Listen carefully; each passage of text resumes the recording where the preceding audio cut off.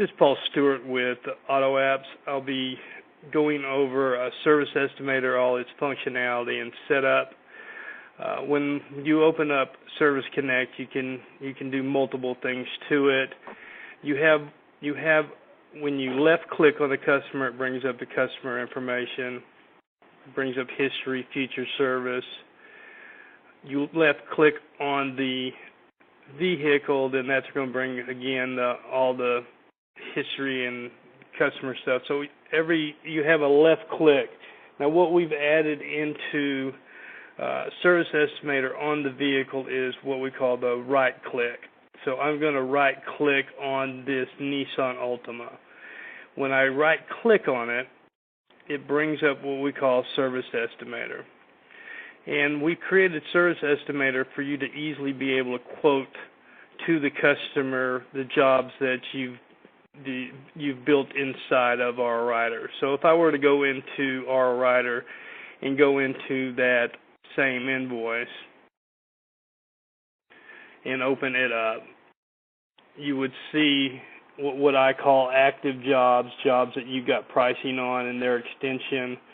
You see you have declined a lot of decline work. So when you did the digital inspection, you went in and you did full estimate, and you came back and it needed the power steering hoses leaking, power steering flush, it needed spark plugs, batteries due for service. We found that we wanted to see about a full AC replacement, and we've got a coupon. So we've fully built this estimate. The issue is very difficult to quote and quote all the jobs at once. So what we designed Service Estimator to do, again, is I'm going to get out of it, and I'm simply on this same vehicle, I'm going to right-click on the vehicle. This brings up Service Estimator, and you'll see the job total. So you'll see the item numbers, the approved and recommended. We don't use decline. This is recommended work or future service for us that you're building. You'll see that you have what we call the approved work or your active work, and we're going to give you shop supplies. We do have an upcharge built in and your sales tax.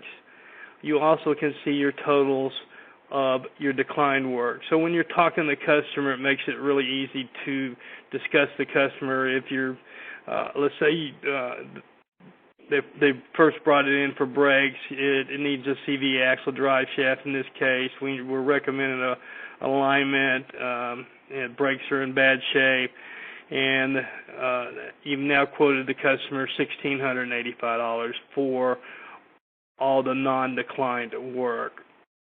And they say, well, how much is it if I just do the brakes? So with the brakes, we want to do a brake flush, and we also want to do the rear disc.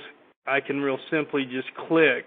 If you look at the boxes right here, I can unclick these, and the brake job total with taxes and fees and shop supplies is $479.63.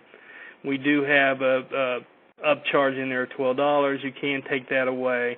If you wanted to zero it out, you could do that, and then it would recalculate it for you. A lot of times we just want to leave that buffer in there. If they say, well, how much is it with everything, and you can start at your $3,786, which is going to include your power steering, the flushes, the spark plugs, so you can see everything as far as being able to quote to a customer. Makes it easy. You also have the ability to look at your job total. Along with the job total, you can see your labor hours, you can see your text. If you click on the text, you can change the text right here. It lets you see your gross profit, your percentage of gross profit, and most importantly, it's gross profit per hour. And gross profit per hour is something that really is really what you've made on the job with parts and labor, and looking at labor costs and your parts cost. We also have built in up here at the totals the ability to click on gross profit, and this gives you your overall gross profit on that job, which you're used to looking at, but it also gives you the gross profit per hour on all the jobs. And you'll notice if you look at an alignment, it's 1.1 hours. Your gross profit's $91. You're selling it for $150, but you'll notice your gross profit per hour is only $83 because you have no parts attached. So really looking at parts to the jobs themselves is really allows you to really start focusing on how do I increase my gross profit per hour, which is built into all our new reporting tools, along with being able to look at it on individual jobs. Now, in this case, the customer says, well, how much is it? Let's go ahead and do the power steering hose. Right here where it says recommend, you can just simply click it, and you can go ahead and approve it. And if I wanted to click the power steering flush, I can approve it. You'll notice it moved it away from my declined work and put it into my approved work. Now it's $2,120. Again, being able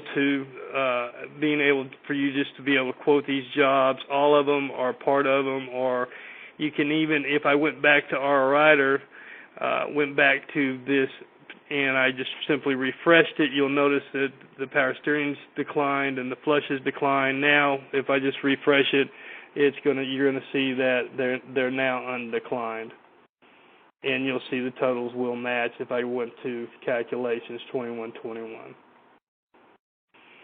So again, makes it really easy in Service Connect for you to not only approve them, but you can also decline the jobs.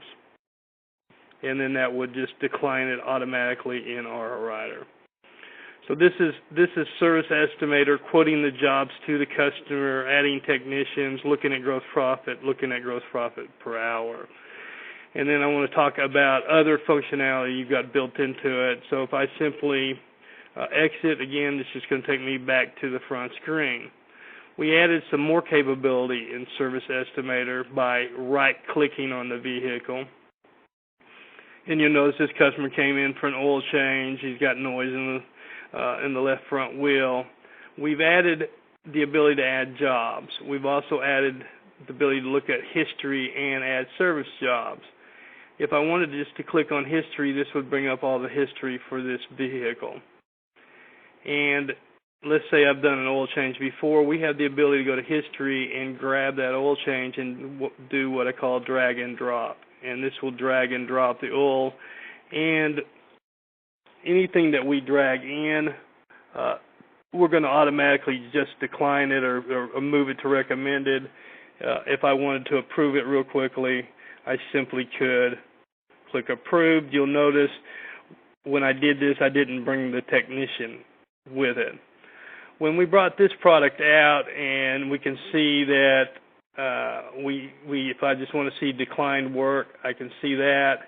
If I want to look at, and I see I already did the brake flush and the transmission flush, but now I want to go ahead and do the power steering flush, I can drag and drop that right back into the system.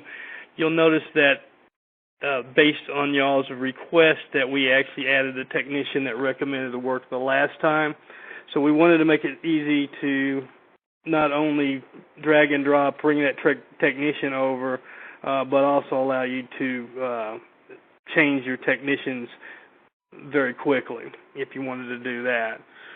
In this case, we also, besides being able to look at history, we can also add service jobs. So if I was, in the case, wanted to do an alignment, I could open, here's all my job categories. This is coming from your jobs. This is all the jobs. I could do an alignment check. I could simply drag and drop that in. Again, it's going to put it in as declined. If I would just want to go ahead and approve it, it would just simply do that. If I clicked on the job itself, it'll bring up everything to do with that job. So there's your oil, the quantity used last time. There's your oil filter. You can see your labor charge. You can add a technician from right here. You also can update and change anything you'd want to inside of this. So let's say in this case, I wanted to add something here. I could just simply type that and then simply click on the update. We also have the ability, you'll notice where it says approved parts, where it has 2 and has 1 declined part. If you simply click on that, it's just a quick way of just jumping and looking at the parts. Again, you can see your totals of your declined work, your gross profit per hour.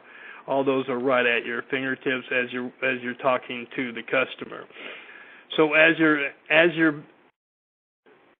going to be building most of your estimates inside of our writer, but what you can do, we wanted to make it easy to flow back and forth.